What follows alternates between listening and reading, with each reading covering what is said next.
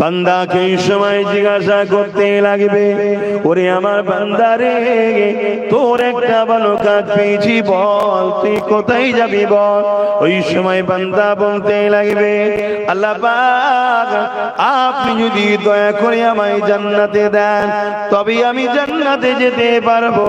আমার আল্লাহ বলছে, বান্দারে তোর ভালো কাজটা কি জানবি না? আল্লাহ পাক আমার তো খেয়ালই নাই। ওই সময় আল্লাহ বলতে লাগে, ওরে আমার বান্দা, দুনিয়া জমিনে তুই একদিন প্রচন্ড গরমের সময়, মন দিয়ে শুনবেন, এক ব্যক্তি তার গৃহপালিত পশুকে একটা ছায়াতে গাছের তলাতে বেঁধেছিল সূর্য অন্য দিকে ঢলে যাওয়ার জন্য, পশ্চিম দিকে সূর্য ঢলে যাওয়ার জন্য। ওই ছায়াটা যখন চলে যায় আর ওই গৃহপালিত পশুটা ওই সূর্যের তাপেতে গরমে পিপাসাতে জীব বাহির হয়ে গিয়েছিল। ওই বান্দা যেতেছিল ওই রাস্তা দিয়ে, বান্দা দেখে বড় দয়া ময়া হয়েছিল, তাই বান্দা ওই গৃহপালিত পশুটাকে ছায়াতে বেঁধে তাকে পানি পান করিয়েছিল। আমার আল্লাহ খুশি হয়ে যায়, ওরে আমার বান্দারে, আমার দিয়া দয়া নিয়ে যদি তুই আমার সৃষ্টির উপরে দয়া করতে পারিস, আমি আল্লাহ কেন তোর উপরে দয়া করতে পারবো না? যে আমি আল্লাহ তোকে বেহিসাব জান্নাতি করে দিলাম।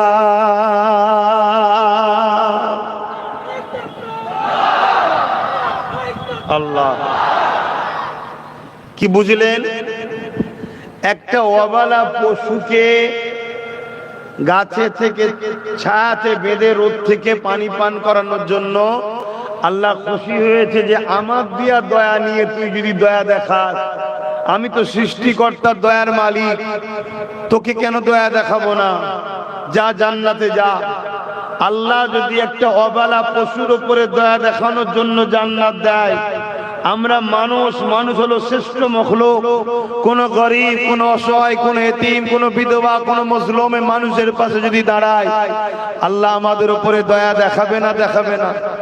কথা বলুন, দয়া দেখাবে না? দেখাবে না? অতএব আল্লাহকে খুশি করার জন্য আমাদের জান মাল সব কুরবান হয়েছে, আগামীতেও কুরবান করতে হবে। জোরে বলুন ঠিক না বেঠিক? বলুন ইনশাআল্লাহ। আল্লাহ কবুল করে বলুন আল্লাহুম্মা আমিন। কেন দুদিনের দুনিয়া, এটা দুদিনের দুনিয়া।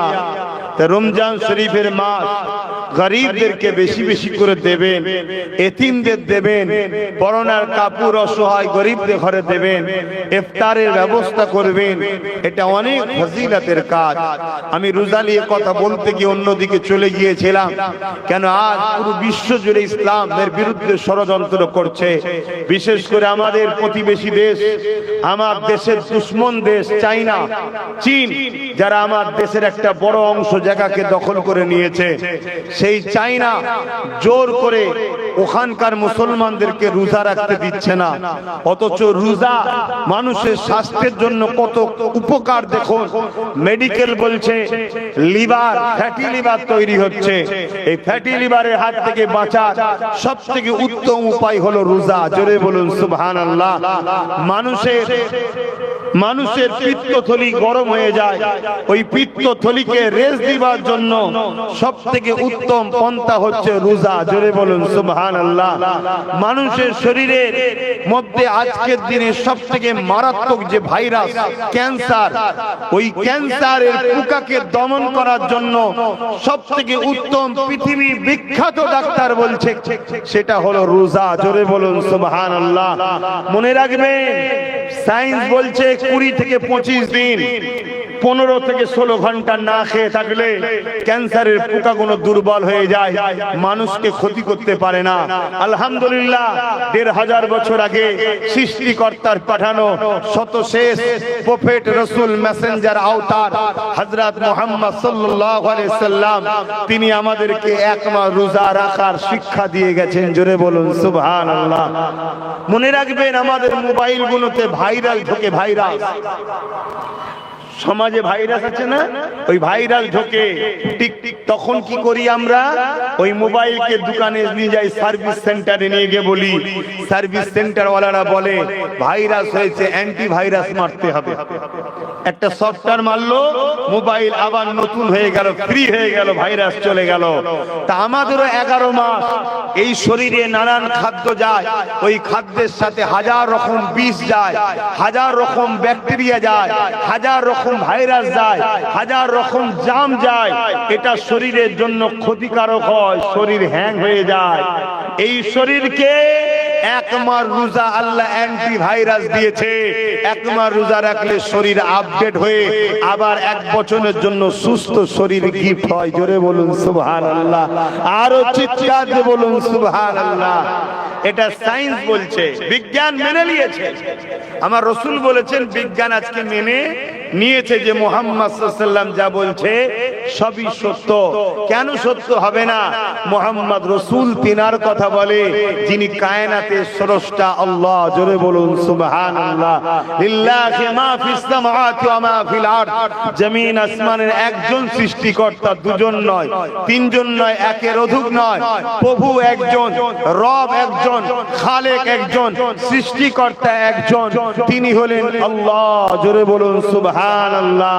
তো ভাইরা আমার, আজ আমার নবী পাক সাল্লাল্লাহু আলাইহি সাল্লাম হাদিসে কুদসির মধ্যে জানাচ্ছেন, মান রাদিয়া, হাদিসে কুদসির মধ্যে জানাচ্ছেন আমার আল্লাহ, আস-সাওমু লি ওয়া আনা আযজি বিয়াদিয়া। রোজা হলো আল্লাহর খাস ইবাদত। জোরে বলুন সুবহানাল্লাহ। আল্লাহ বা রোজা না দিয়াকে কিয়ামতের দিনেতে নিজের কুদরত দিয়াতে পুরস্কৃত করবে বলেছেন। কিয়ামতের দিনেতে জান্নাতের একটা দরজা থাকবে, ওই দরজাটার নাম হলো বাবুস সাম। ওই দরজা দিয়ে রোজাদাররা যেতে লাগবে।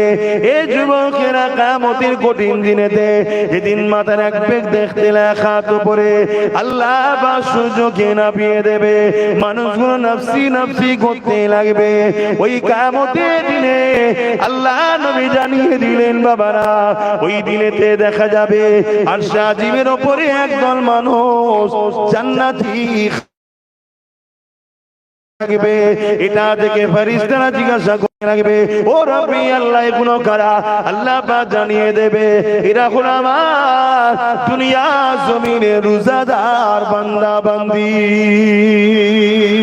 আরো জোরে বলুন সুবহান।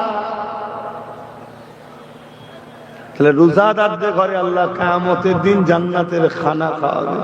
রোজা রাখবেন তো নাকি? রাখছেন তো নাকি? আলহামদুলিল্লাহ। আজকাল কিছু লোক বেরিয়েছে রোজা রাখে না, মুসলিম দাবিদার, রোজা রাখেন। আবার মুসলমানদের বড় বড় সব কি বলে, মাসিহা হয়েছে, মাসিহা, মাসিহায়ে দাজ্জাল। বুঝতে পারছেন না? মাসিহা হয়েছে, বড় বড় সব রোজা রাখে না, মাথায় টুপি দিয়ে আর এসে বসে যায়। আবার বড় বড় সব ইফতার পার্টি দেয়, দাওয়াত ইফতার পার্টি। বাপরে বাপ, কথা বুঝে আসছে? খবরদার, ইফতার পার্টিতে যাবেন না। জান নাকি আপনারা? হ্যাঁ, ইফতার পার্টিতে গেলে ইফতারকে নিয়ে, রোজাকে নিয়ে ছিলিমিলি খেলা হবে। ইসলামকে পালন করতে পারেন না, হালকা বয়সে কবিরা গুনাহ হচ্ছে, তওবা করলে আল্লাহ মাফ করে দেবে। জোরে বলুন সুবহানাল্লাহ। কিন্তু ইসলামের কোন কাজকে কেউ যদি বিকৃত করে, ব্যঙ্গ করে, ছিলিমিলি করে, সে কিন্তু কাফের হয়ে যাবে, ইসলাম থেকে বলুন বেরিয়ে যাবে। খুব সাবধান, আমাদেরকে ইসলাম থেকে বার করে দিবার হাজারো রকম পন্থা চলছে। তার মধ্যে একটা পন্থা হলো রোজার মাসে ইফতার ও দুয়ার মাহফিল করে হাক্কানি উলামারা, নামাজি মুসল্লি রোজাদারেরা। কেন করে? এই সুযোগে আমাদের অনেক গরিব ভাই আছে যারা বলতে পারে না, এই সুযোগে বসে একটু ইফতার করে নেয়, ভালো মন্দ। কথা বুঝে আসছে? এটা ভালো কাজ, যাবেন। কিন্তু এইটাকে টালি করে যারা ফলের দাম বাড়ায়, ওই বদমাইশ শয়তান গুলো আবার ইফতার পার্টি দেয়। শুনছেন না শোনেন না? আর সেখানে দেখবেন এসে শরিয়াত বিরোধী কর্মকাণ্ড হচ্ছে। আমি রিসেন্ট দেখেছি একটা ইফতার পার্টিতে একটা কোন নেতা মরে গেছে না বেঁচে আছে জানি না, শয়তানগুলোকে তো চিনিও না আমি, অত ওদের খোঁজ খবর রাখি না তো ভাই, সময় কথা বলেন না। তার দেখি ফটো রেখেছে, ফটোই মালা দিচ্ছে। ভাই ফটোই মালা দিয়া বা ফটো ইসলামে কি জায়েজ আছে? একটু বলুন বলুন। তাহলে ইসলামের নামে ডেকে ইফতারে পার্টির নামে সেখানে কি সংস্কৃতি শিখানো হচ্ছে, ইসলামের পক্ষে না বিরুদ্ধে? এই সংস্কৃতিটা যখন আগামী দিন চলে যাবে, অরিজিনাল ইসলাম ব্যান্ড হয়ে যাবে, এটা সমাজের মধ্যে আগিয়ে যাবে। তাহলে এরা ইসলামকে মিটাবার পরিকল্পনা করছে না, করেনি?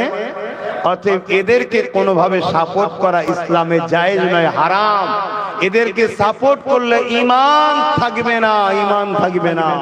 আমি গল্প বলছি নি বাপ, আমি তো এত বড় বড় কথা বলি। চলো চ্যালেঞ্জের ময়দানে আসো না, কোন মুফতি মৌলানা আছো দালালি করে আমার মোকাবেলায় আসবে, আসো। আজ পর্যন্ত কেউ চ্যালেঞ্জের মোকাবেলায় এসেছে? এক কথা বলে আসতে পারবে না, কারণ ইতিহাস আমরা পড়েছি। এই ভারতবর্ষের বুকে একটা রাজা ছিল, যার নাম হলো আকবর। নামটা শুনে কত ভালো লাগছে না? আপনাদের এলাকাতেও অনেক শয়তান আছে, নাম শুনলে মনে হয় বিরাট আল্লাহর ওলি, কিন্তু আজকের আকবর এরা সব, এরা সুরাতে সকলে মুসলমান, এদের ভেতরটা হলো বেঈমান। শুনছেন না শুনেন না? ওই আকবর ছিল, নাম কি? আকবর। ওই আকবর কোরআনকে মিটাবার জন্য শয়তান মিথ্যা মিথ্যা করে একটা কিতাব লিখেছিল, দ্বীনে ইলাহি। এই কথাটা একটু বলে দিয়ে, তুই জানা দরকার আছে তো নাকি? দ্বীনে ইলাহি, কিতাবটার নাম কি? দ্বীনে। নামটা কত সুন্দর না? ইলাহি বলতে আল্লাহ বুঝায়, আল্লাহর দ্বীন, কথা বুঝে আসছে তো নাকি? কিন্তু কোনটাকে মিটাতে চাইছে বলুন? কোরআন শরীফকে। আজকে নাম দিয়েছে ইফতার পার্টি বা দাওয়াতে ইফতার। নামটা ভালো না খারাপ? খাওয়াবে কিন্তু সেই ফলটলি, কিন্তু উদ্দেশ্য আকবরের। অরিজিনাল ইসলামের ইফতারের মাহফিলগুলোকে বন্ধ করে এই আজকের আকবর কোন শয়তানি ইফতারের মাহফিল তৈরি করছে। শুনছেন তো নাকি? একটু মিলান ইতিহাসকে। তা আকবর কি করেছিল? ওই দ্বীনে ইলাহি বার করে লাল কাপড়ে জড়িয়ে বিশাল একটা বড় গাছের ডগলায় তুলিয়ে দিয়েছিল।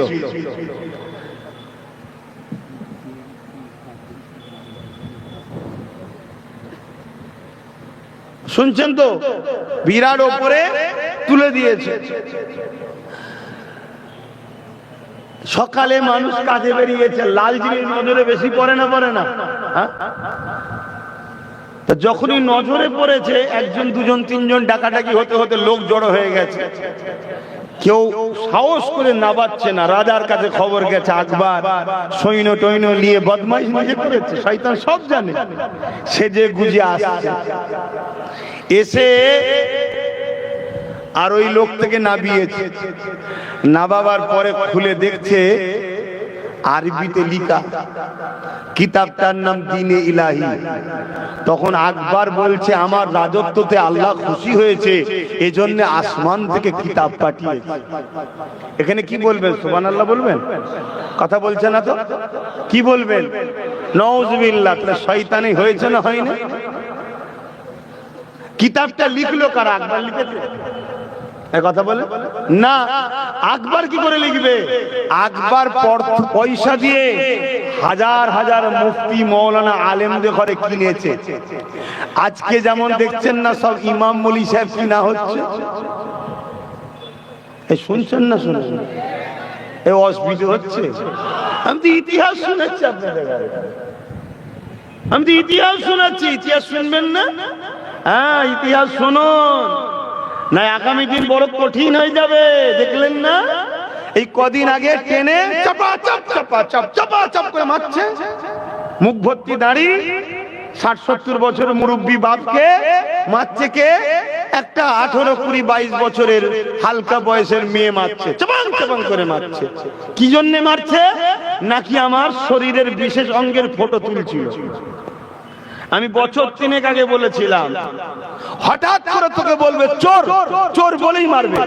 আমার রস শুনেছেন কি জানি না, মানে এত ডিপ আর বলিনি, ইশারা ছিল এই দিকেই, কিন্তু এত ডিপ বলিনি কেন, মায়ের জাত দিল্লি তো বেশি খুলে বলা যায় না, কথা বুঝে আসছে তো। কিন্তু বছর 3 আগে বলেছিলাম যে হঠাৎ করে ওই দোকানের সামনে দাঁড়াবি, তোকে বলবে চোর, ঘিরে ফেলে পিটতে পিটতে মারতে মারতে মারতে মারতে মেরে ফেলে। এই যখন মেরে ফেলবে, তোর হয়ে যারা আন্দোলন করবে পুলিশ তাদেরকে ধরবে, যারা মেরেছে তাদেরকে পুলিশ ফুলের মালা দেবে। বছর 3 আগে বলেছি না বলিনি? একটু সরাসরি দেন যারা শুনেছেন, বলেছি না বলিনি? আজকে আবার বলে যাচ্ছি, যে ঘটনা ঘটলো এটা আগামীতে অহরহ হবে, অহরহ হবে। যেখানে সেখানে পিটবে, জুতো খুলে মারবে, কথা বুঝে আসছে না? নাই এবার আব্বাস সিদ্দিকী এই বিষয়ে তুমি বক্তব্য দিওনি কেন? আমি তো বক্তব্য দিলে তোমরাই বলবে হুজুরের ছেলে কেন রাজনীতি করবে, তোমরাই তো বলবে। তা ঠেলা সামলাও, ঠেলা সামলাও। সমাজের দুর্নীতিকে মিটাতে গেলে প্রশাসনকে শক্ত হতে হয়, ঠিক না বেটি? প্রশাসন আমার কথাই চলে, যাদের হাতে রাজ ক্ষমতা তাদের কথাই চলে। তো ওই বিষয়ে কথা বলতে গেলে তো মোল্লা মলি সাহেবদের অসুবিধা হয়, কি হয় না? হয় না? তা মার খাও। এখন তো চর খেয়েছো, কাল জুতো বাড়ি খাবে, দাঁড়াও না। 80 বছর হও, 90 বছর হও, গাল পেতে দিও, মাঠটা চুপচাপ খেয়ে লিও, নাই ট্রেন থেকে ফেলে দেবে। আমার কথা ভাবে একটু খারাপ লাগবে, কাল আমার বিরুদ্ধে হয়তো অনেকে আবার বাইট দেবে, দিতে পারে।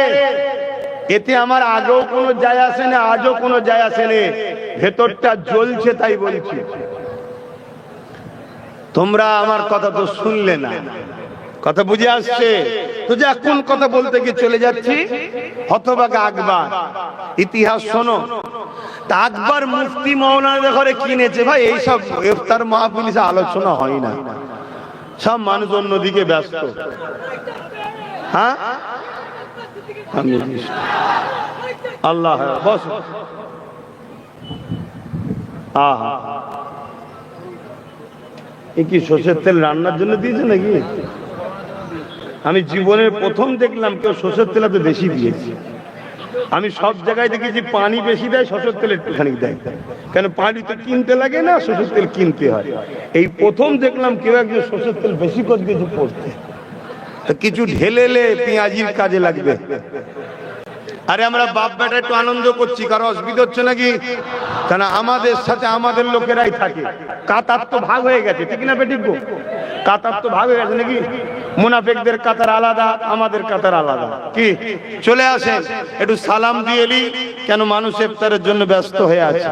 হে নবী